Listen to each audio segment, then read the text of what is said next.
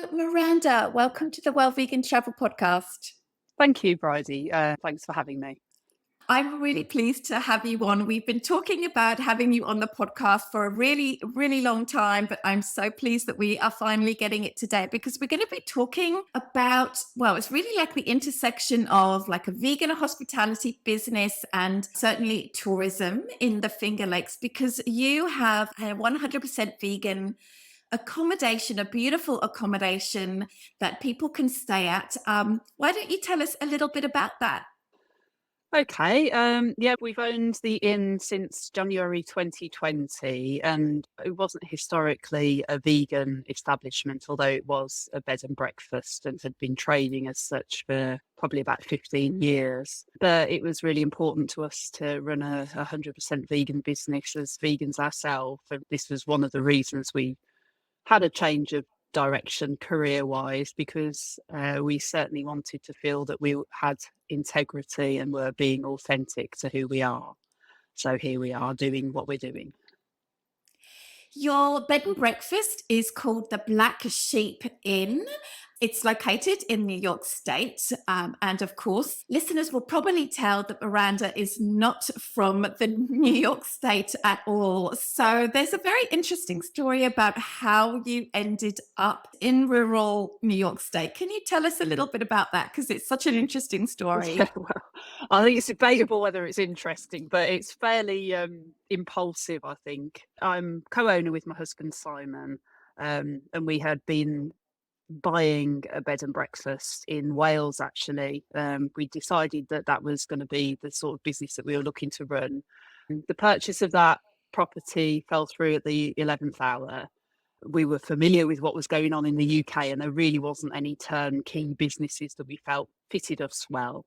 So we kind of had a little bit of a panic. We'd thought about the US previously, but we were looking on the West Coast. We've got friends in Portland, and we thought it would be lovely to live close to them on that beautiful coast. But really, property prices and the sort of businesses that are set up over there, it's not really bed and breakfast country so much. So we kind of put that on the back burner, pursued our dreams in the UK, then that fell through. Simon had been on a mailing list for realtors over here and had been periodically getting alerts about various properties that were for sale all over the States. And we kind of thought, well, I really want to see whether this is possible so that we can just put this idea to bed and get on with life rather than wonder what would have happened had we taken a leap of faith and had a look.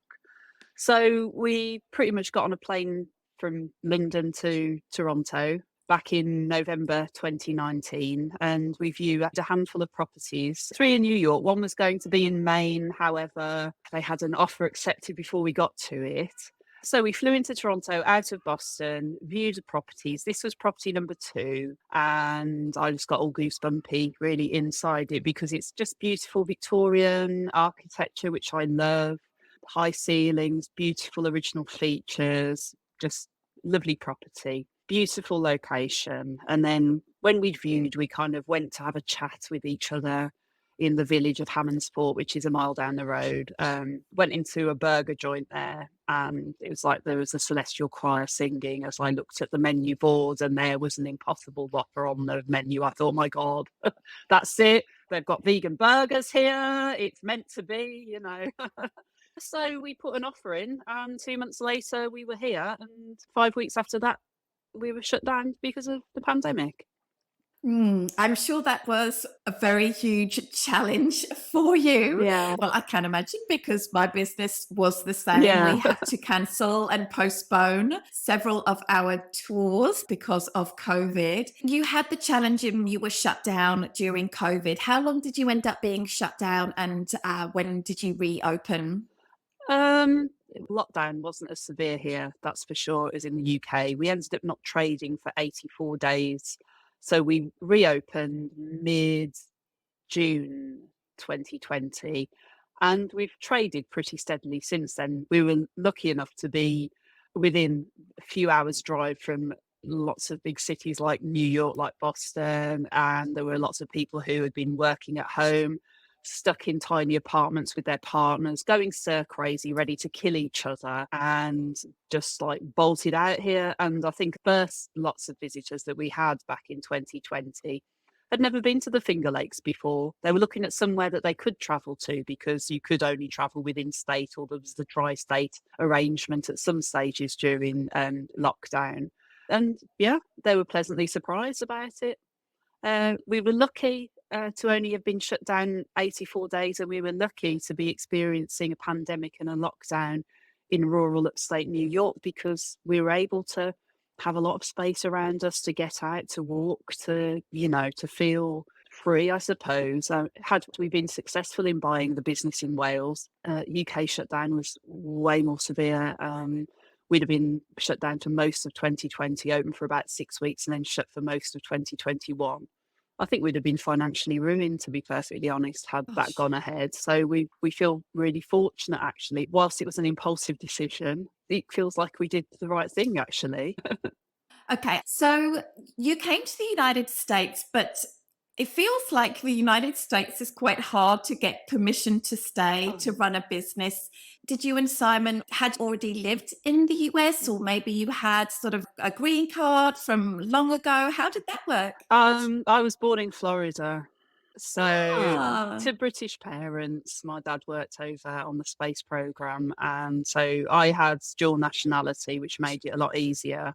So I sponsored Sai as my spouse, but because we hadn't been married for 2 years, he was a temporary permanent resident for a while. But now he's a permanent resident and has a proper green card and everything. But yeah, that made it easier. I think you need to be sponsored by an employer, have a lot of money to invest locally and employ people, or you need to have rights to live here because you were born here. So that's how we got here. that makes perfect sense. Yeah, I would just have been very surprised if it had been any other way. That's interesting. You mentioned that after New York State reopened again, you've had a steady stream of business, but I think anyone who works in hospitality, in having hotels or having a bed and breakfast, especially ones that have food, it's really, really complicated and really, really difficult. So, what have been some of the challenges that you faced with this business, or has it all just been plain sailing? Challenges in what way? I guess challenges in terms of like unexpected repairs, or cost of living and Right. food has increased a lot. So prices have had to go up and people balk at that. That's just an idea. Or Yeah, I mean, we've been fortunate that we haven't had to do major repair work. We haven't had to do anything. Things were pretty much ready to go. We've pretty much been set up from the word go to be able to operate. What's been challenging, I think, getting over the anxiety of how a vegan establishment would be received in rural upstate New York. We're in the middle of hunt country. It doesn't really look like there's much vegan living going on, to the naked eye, unless you delve a little deeper. That was a huge concern. Absolutely, food prices have gone up, but I was astonished at how expensive food is in the US compared to the UK anyway. That was an eye opener. I think historically, the US has been viewed as somewhere that was pretty inexpensive to live compared to the UK. That isn't the case at all. I think property prices are cheaper here, definitely. And I think that gas prices, petrol is cheaper here, but generally, no, not at all. We've really tried to not pass on increased costs to our guests. We have, until the 1st of May this year, kept 2019 prices on all of our rooms. We've tried to absorb the hit to keep us accessible, which may sound naive, but I think people appreciate that. And we also reward guest loyalty by giving people who choose to come back to us a discount.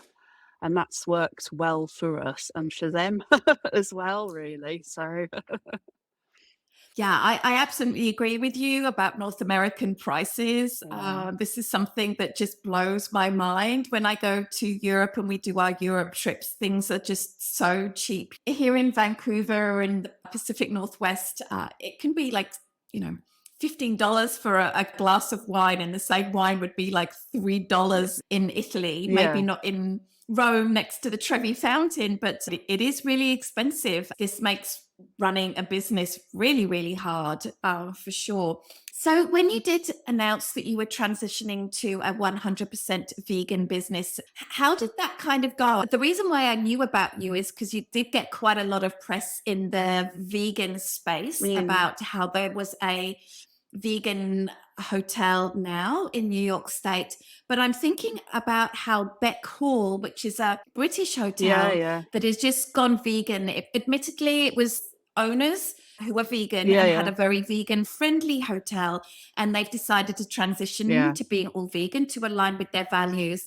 And they got a lot of positive press from like the vegans, obviously, but they also got a lot of criticism from previous guests and things like that. So how did that go? How did that transition go? That's really interesting. I follow them on social media, and I think there's one in Scotland I follow, and there's a pub in Wales. I love all of these 100% plant-based businesses that are springing up. With all power to everybody. We decided that we weren't going to make a big fanfare about being a vegan business. It's just food, and I think that's the message that we kind of sing loud and proud every day. Is it's just food. Most of our guests aren't vegan. We've had a number of guests who stayed with the previous owners who weren't vegan, but people are prepared to try the food.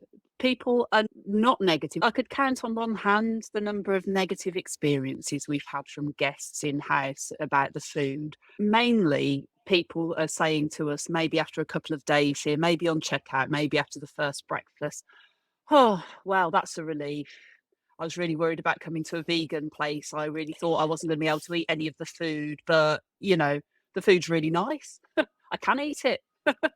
Who'd have known? Who'd have known? And when we say, well, yeah, it's just food, and actually, you've eaten a lot of vegan food in your life. If you think about it, you've eaten vegetables, you've eaten fruit, Oreos. The list is endless about vegan food. I don't know whether we're lucky or whether that's very much about the difference culturally between Americans and British people. I don't know whether has it surprised us. I don't know, but American people are way more polite than British people. I wonder how well we'd have done had we bought our bed and breakfast in Wales and made it vegan, which we were going to do.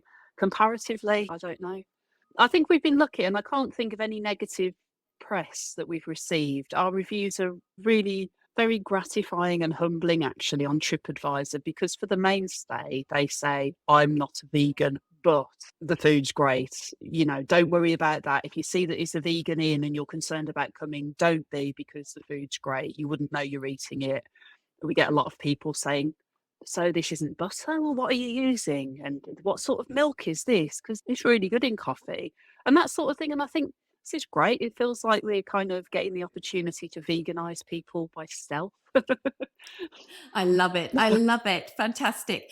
So, I would love it if you wouldn't mind, Miranda. Can you just sort of talk a little bit more about the building and the rooms? Because you've got quite a lot of grounds on the property as well. Yeah, sure. And what sort of the vibe is of the place? Because, of course, we're on a podcast. We don't have any Yeah. pictures. I really invite anyone listening to this podcast to go onto the website of the Black Sheep Inn, as Miranda is explaining it, so you can get a sense of what it's like. But it's something very special. Yeah, it is. It was built in 1859 and it was part of the quirky North American Octagon House movement, which was founded by a guy who I think was probably a bit of an eccentric, but he really liked octagons. He felt that they were a good use of conserving energy, heat and light, etc. There have been a number of octagon houses within Northeast America.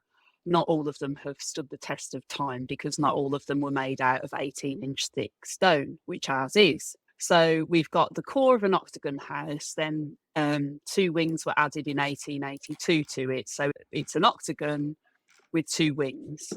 So it's got quite an interesting footprint, particularly if you look at it from a drone shot. It was built by Timothy Younglove, who's actually one of the founders of a winery down the road from us, the Great Western Winery, Pleasant Valley Winery, which is the oldest bonded winery in the country.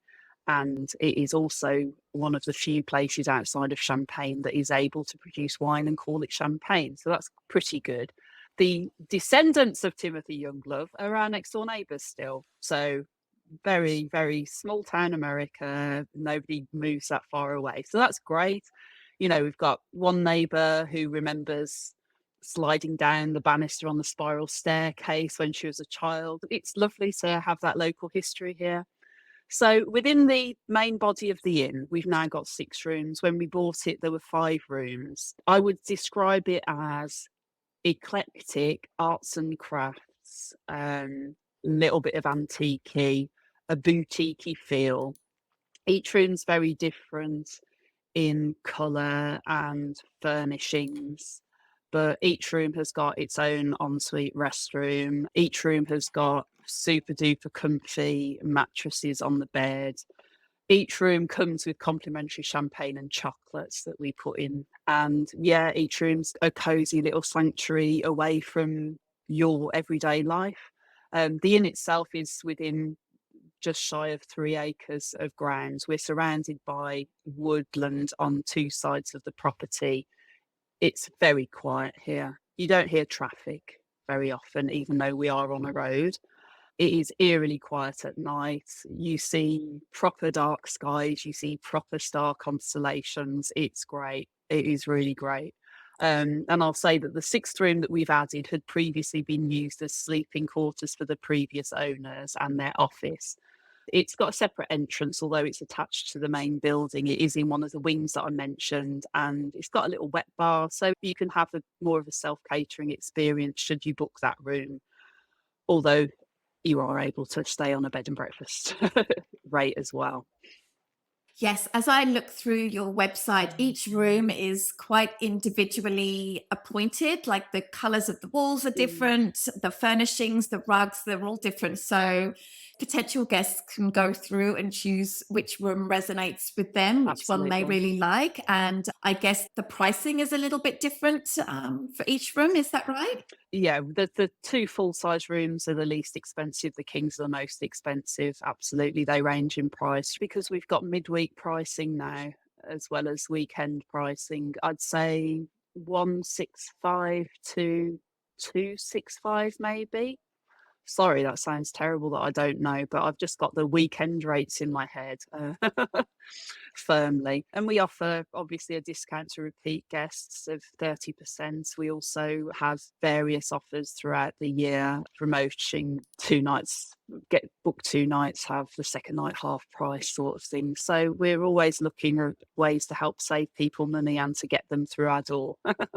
Of course, of course. Yeah, I have done a podcast before on the Finger Lakes with Gita Devi, who has a much smaller bed and breakfast. I think it's called the Ginger Cat Inn or something Yeah, like yeah, that. I don't think they're that close to you. And of course, you're quite different. Yours is much bigger. yeah. Hers is more like a family home, been sort of converted. And it seems like an area that is becoming more and more popular with people because it's just so easy from all of those big cities and it is just so beautiful and there's just so much to see and do. What is it that most guests who come up to you for, say, the weekend, what is it that they end up doing outside of the inn?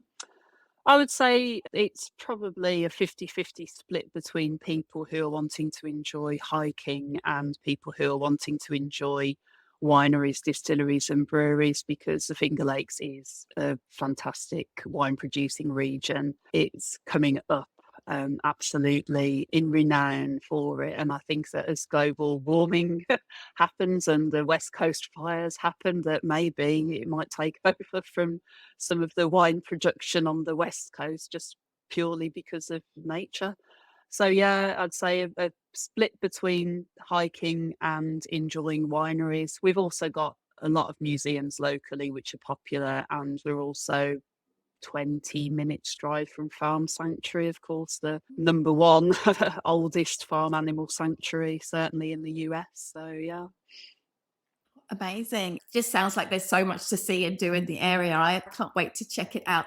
When would you say is the best time of year to come to the Finger Lakes or to stay with you? Are there any amazing like windows of time with the weather or some amazing festivals or events that people would like to join in on? Tricky. We see ourselves as a year-round destination. I'd say the stumbling blocks to it successfully being a year-round destination is maybe access to certainly restaurants within our local village. I'm sure you've heard the expression snowbirds. So there's people who leave New York State for sunnier climes during the winter months. And sadly, some of those people run restaurants in the village. So that's a huge dent to us. Not everywhere shuts, so it is perfectly possible to come year round. Weather wise, I mean, we had temperatures in the 60s on Tuesday this week, then in the 20s on Wednesday evening. Spring is not something that kind of appears in upstate New York. It's something that just suddenly you realise, oh look, oh look, there's leaves on the trees, and here we are. There's a lot of summer activities around. I'd say that the state parks are fully open from around the beginning of April. There's wine festivals, there's craft festivals, there's a lot of arts going on locally. And again, you know, that's between May and maybe Indigenous Peoples' Day in October. That's probably the bulk of most tourism that we see. However, because of the mild climate here, and really we don't get the 8 foot snow that Buffalo gets, we get dustings of snow. We never really shut down. So we find people are enjoying us really right through to the beginning of December, with a few hard knocks, I suppose, braving later into then. Swimming in the lake is definitely a summer activity. Water activities are definitely summertime. Year-round destination, I'd say. If you like sitting outside, I'd go mid-April to end of October. That would be my recommended window to you. I love it. I love it. I think for many vegans, they kind of dream of maybe having some sort of vegan restaurant or vegan inn or a vegan business so that they can, hopefully make some money in ways that align with their values. What advice would you give to vegans who are potentially thinking about having a vegan inn? Yeah, I think just remember how much food is vegan without calling it vegan, and just try and normalize it. I mean, when thinking about our menu, we wanted to showcase the fact that we're British, English by, sort of drawing on food that we traditionally eat for breakfast in England, but also wanted to give non-threatening food items to people who maybe are scared by the vegan tag. So my recommendation to people looking at starting in this way is just prove to people that food is food, and actually showcase the fact that there's all this delicious food that you're serving them, and it hasn't cost an animal its life. It hasn't caused any pain or suffering. It isn't contributing to global warming, and it's not killing you. Bonus. Yes, absolutely. So, what kind of breakfast is it that guests can enjoy? Like, do they have a menu from which to choose? Do they choose the previous night, or do they just get what they're given? How does that work? No. I make granola, so I've got 4 varieties of granola at the moment. So they're sitting on your table as you come down in the morning. The coffee's brewing, the kettle's on if you want tea. You've got juice, you've got filtered water. I do a fruit cocktail, so there's always fresh fruit to accompany your granola. I bake either muffin or fruit bread, or I've now got croissants on the menu, which is very exciting. I've finally managed to successfully bake croissants. So you get those as well if you stay here. So some freshly baked item as well is served. And then there's a menu of 4 hot dishes that are cooked to order. So you don't pre-order, you order on the day, and I cook. It's just me and there's just Simon. We have a leisurely breakfast is what I say. If you've got to be somewhere in a hurry, let me know. But otherwise, it's just a very leisurely thing, and people come. We've got a 2-hour window that we serve breakfast in, so you don't have to come down. You don't have to sit at a communal table. We've got enough tables for people to sit with the person that they're traveling with. You don't have to talk to people if you don't want to. Most people who come to bed and breakfast do want to talk to other people. That's why they come. But you've certainly got enough space to do your own thing, should you wish to, over breakfast as well. As you were telling me that people get to choose from 4 dishes and they order in that moment, I was chuckling to myself because right now I'm in the depths of organizing the first ever vegan group tour to Japan. I think it's the first ever vegan group tour to Japan. And we've been working with one of the hotels, which I won't mention. They're lovely, but this is just a sort of an example of what I'm dealing with at the moment, in that they have very kindly agreed to put 4 different plated breakfasts on for our travelers, because the regular breakfast buffet is not very vegan friendly. I've tried all of those 4 dishes. They're actually really quite nice, but they cannot be made to order. Our guests have to choose at least 24 or 48 hours in advance. Oh, bless. It just blows my mind that a 5-star chain hotel can't do it to order. They have to have that information in advance. That's because chefs who work in 5-star establishments maybe have a little bit of the diva about them. I don't know. I don't know. To some extent, I think it's this special request. And to another extent, I think this is what it's like in Japan. You know, any sort of deviation from the normal thing requires a lot of work to get it to happen. Uh-huh. I'll just say there, but yeah, it's just so interesting. I'm just about to send a Google form out to all of our travelers, asking them, can you let us know which breakfast you will want on which day? Because the hotel needs to know.